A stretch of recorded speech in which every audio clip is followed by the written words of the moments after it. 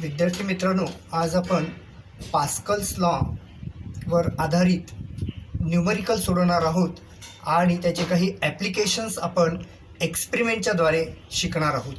सर्वप्रथम Pascal's law.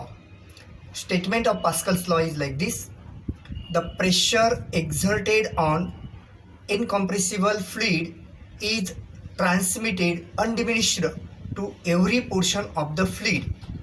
अर्थ असा होतो की जर एखाद्या बंदिस्त अशा लिक्विडवर फ्लुइडवर प्रेशर अप्लाय केलं तर ते प्रेशर त्या फ्लुइडमध्ये सर्व डायरेक्शनला सेम इक्वली सारख्या प्रमाणामध्ये ट्रान्समिट होते. माझ्याकडे त्यासाठी एक छोटासा एक्सपेरिमेंट आहे. या ठिकाणी या बॉटलमध्ये रंगीत पाणी भरलेलं आहे आणि त्याला एक पिस्टन लावलेलं आहे आणि या बॉटलला या सेंटरला 4 होल पाडलेले आहेत. जर मी या पिस्टनवर प्रेशर अप्लाय केलं तर ते प्रेशर या 4ही होलवर इक्वली सारख्या प्रमाणामध्ये ट्रान्समिट होते. हे आपल्याला या प्रयोगातून दाखवायचं आहे. ह्यालाच आपण पास्कल्स लॉ असं म्हणतो. तर या ठिकाणी मी प्रेशर अप्लाय करत आहे. आपल्याला या 4 होलमधून फ्लुइड बाहेर येताना दिसेल. फ्लुइडचा फ्लो आपण ऑब्झर्व करायचा आहे. आपण या ठिकाणी पाहिलं की फ्लुइडचा फ्लो हा जेव्हा मी प्रेशर अप्लाय करतो तर 4ही होलमध्ये सारखा फ्लो आहे. याचा अर्थ मी जेवढं प्रेशर अप्लाय केलेलं आहे तितकंच प्रेशर या 4ही होलवर निर्माण होते.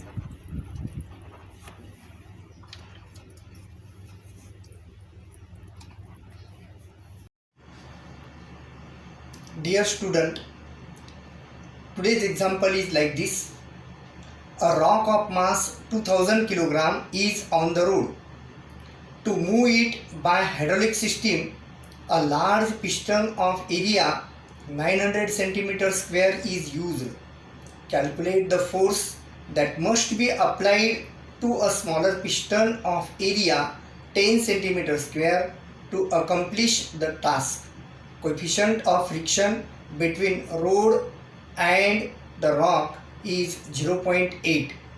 Given quantities: mass of the rock 2000 kg, area A1 of small cylinder is 10 cm square, area A2 of large cylinder is 900 cm square. Coefficient of friction mu is equal to 0.8. To find F1, that is force on small piston. ह्या Pascal's लॉचे 3 applications आहेत. एक आहे hydraulic lift, दुसरा आहे hydraulic press आणि तिसरा आहे hydraulic break. या ठिकाणी आपण जे उदाहरण आज सोडवणार आहोत, एक्झाम्पल सोडवणार आहोत ते आहे हायड्रॉलिक लिफ्टचं. माझ्याकडे या ठिकाणी एक इन्स्ट्रुमेंटल सेटअप आहे ज्याच्यामध्ये 2 सिलेंडर्स आहेत. हा जो सिलेंडर आहे याला लार्ज सिलेंडर म्हणायचं, याचा एरिया जास्त आहे आणि हा स्मॉल सिलेंडर याचा एरिया कमी आहे. आपण याला A1 म्हणू, याला A2 म्हणू. याच्यामध्ये एक फ्लुइड भरलेला आहे आणि according to Pascal's law the pressure exerted on enclosed fluid is transmitted undiminished to every portion of the fluid. त्यामुळे यावर जेवढं प्रेशर मी निर्माण करेल तेवढंच या मोठ्या सिलेंडरवर निर्माण होईल. म्हणून P1 is equal to P2. याचा एरिया कमी आहे आणि मोठ्या सिलेंडरचा एरिया जास्त आहे. त्यामुळं इथे कमी फोर्स जरी लावला तरी इथे जास्त फोर्स क्रिएट होतो आणि त्यामुळं हा या ठिकाणी रस्त्यावर असलेला दगड आपल्याला या सिस्टीमनं हलवता येतो. आपण या ठिकाणी एक्सपेरिमेंटली पाहिलेलं आहे की अगदी थोड्याशा फोर्सनं बघा हा दगड या मोठ्या सिलेंडरच्या सहाय्यानं सरकवता आलेला आहे. ह्यालाच आपण हायड्रॉलिक लिफ्ट असं म्हणतो. दुसरं एक आपल्याकडे ॲप्लिकेशन आहे ते म्हणजे हायड्रॉलिक जॅक. कार उचलण्यासाठी जवळपास 2000 किलोग्राम वजनाची कार आपल्याला जर उचलायची असेल तर त्यासाठी आपण जॅक वापरतो. हा आहे हायड्रॉलिक जॅक. याच्यामध्ये सुद्धा 2 सिलेंडर आहेत. हा एक छोटा सिलेंडर आहे आणि हँडलच्या सहाय्यानं मला यावर प्रेशर निर्माण करता येते. अतिशय कमी फोर्सच्या सहाय्यानं मी प्रेशर निर्माण करू शकतो. आणि या ठिकाणी एक मोठं सिलेंडर आहे. अकॉर्डिंग टू पास्कल्स लॉ याच्यामध्ये फ्लुइड भरलेलं असल्यामुळं इथं जेवढं प्रेशर मी निर्माण करेल तेवढंच प्रेशर इकडे निर्माण होते परंतु याचा एरिया जास्त असल्यामुळं फोर्स जास्त निर्माण होतो आणि त्यामुळं मला इझिली या ठिकाणी कार असे लिफ्ट करता येते.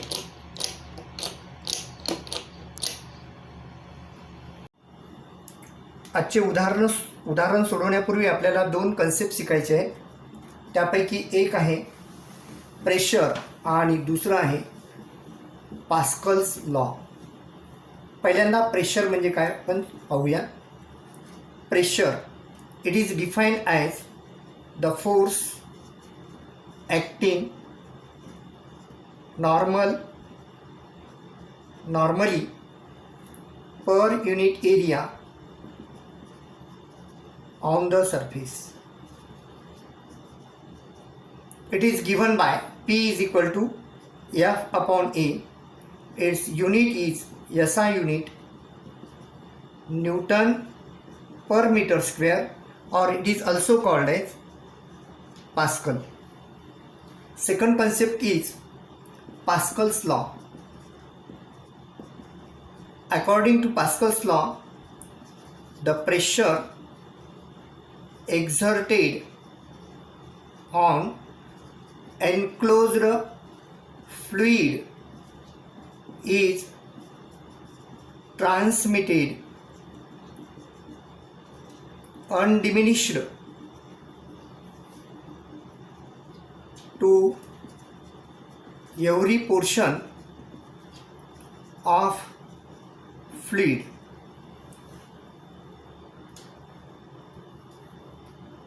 समजा आपल्याकडे 2 पिस्टन आहेत.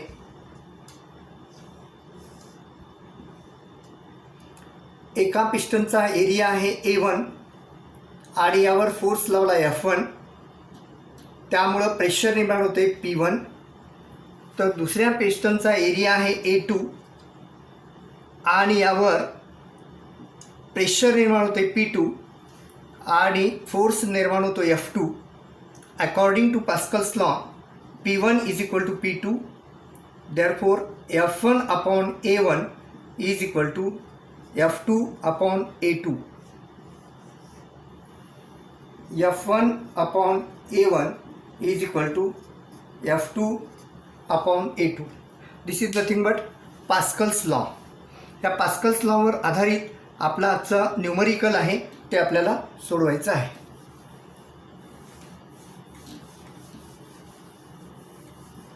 आजच्या न्यूमरिकलमध्ये आपल्याला एक मोठं सिलेंडर दिलेलं आहे ज्याचा एरिया आहे A2 आणि ह्या सिलेंडरवर एका छोट्या सिलेंडरच्या सहाय्यानं आपण प्रेशर निर्माण करत आहोत. छोट्या सिलेंडरचा एरिया आहे A1. According to Pascal's law, the pressure exerted at A1 is P1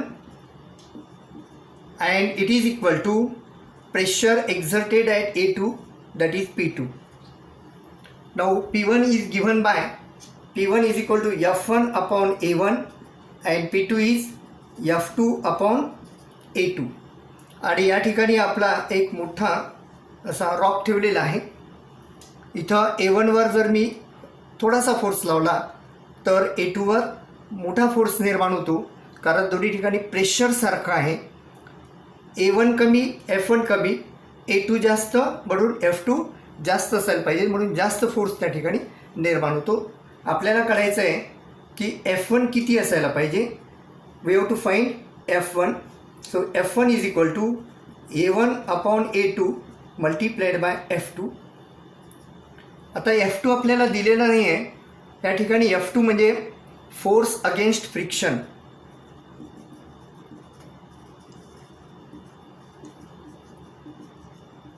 आणि फ्रिक्शनल फोर्स आपल्याला माहिती आहे, it is given by mu mg, where mu is called as coefficient of static friction, m is the mass and g is the acceleration due to gravity.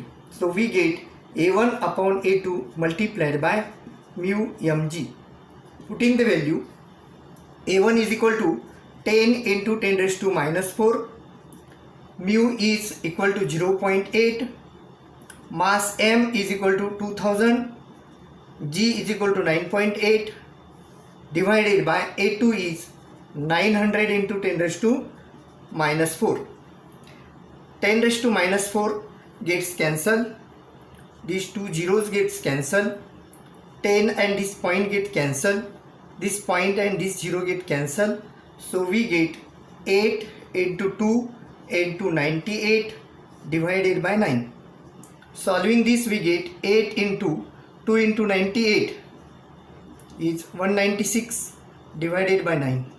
Multiplying by 8 we get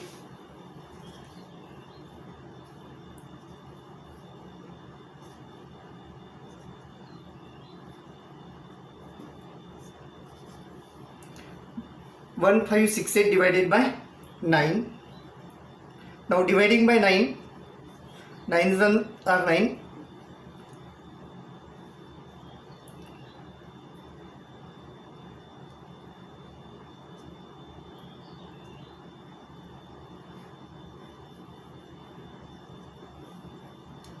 (174 Newton). So we get F1 is equal to 174 Newton.